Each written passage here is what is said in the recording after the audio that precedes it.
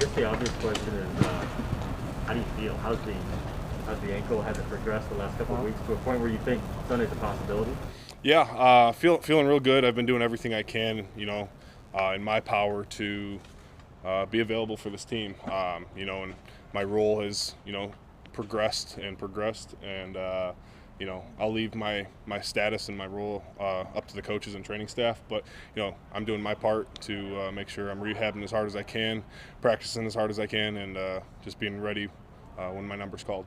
Have you been surprised how fast you were able to get back into some kind of shape after the Achilles? No, I mean, as soon as that injury happened, I set my mind to a certain goal, and it wasn't like a timeline goal, but like, hey, every single day I have an opportunity to recover from this and work my butt off, and that's how I approached it. And I'm pretty happy with where I'm at, considering 30 years old going into year 9. I'm excited for when my number does get called. What do you remember from again, it's not your call, the final decision.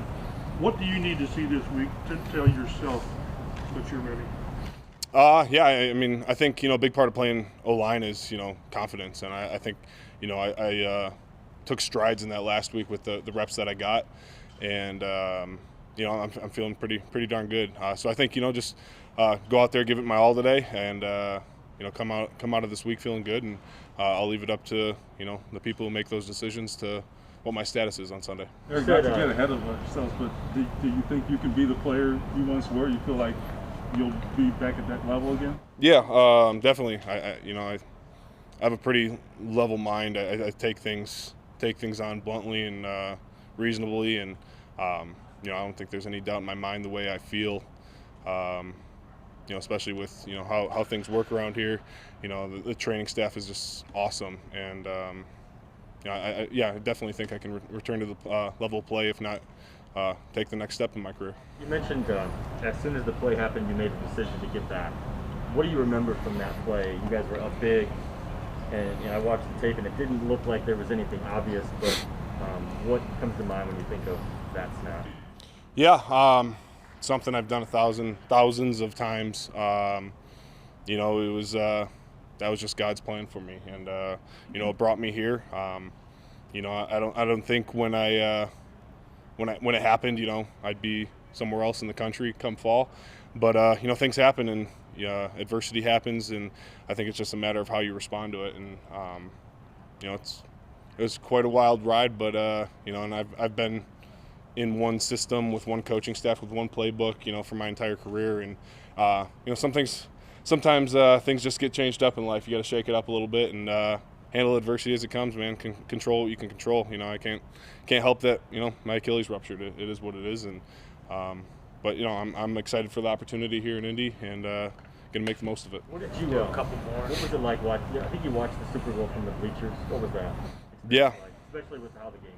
Yeah, I actually sat in a plywood box. I think it was a few extra stands there in Tampa. That was tough, man. I take pride in my availability for my team, and being there 8 years, it was something we built, and to watch the Super Bowl, especially playing in the fourth quarter up 2 scores the game prior. I mean, the Super Bowl's the thing we work for every single day. So it sucked. Put it straightforward, it sucked. But that's life.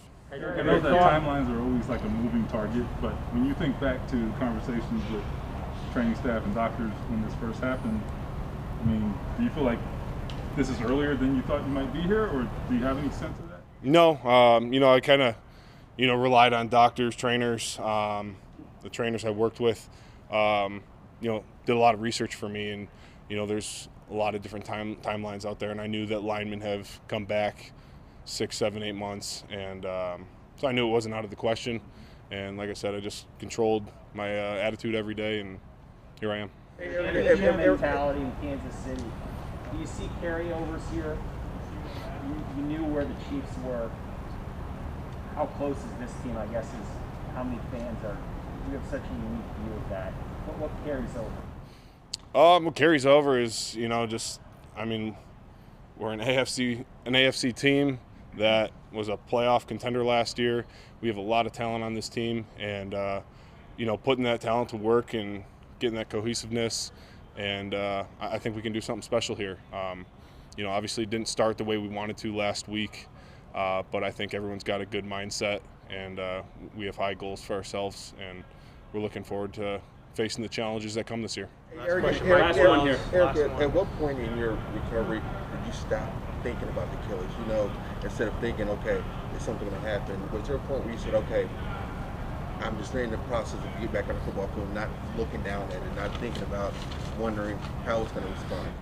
Yeah, probably sometime in like July when I started, doing some O-line reps, just on air, moving around, changing direction.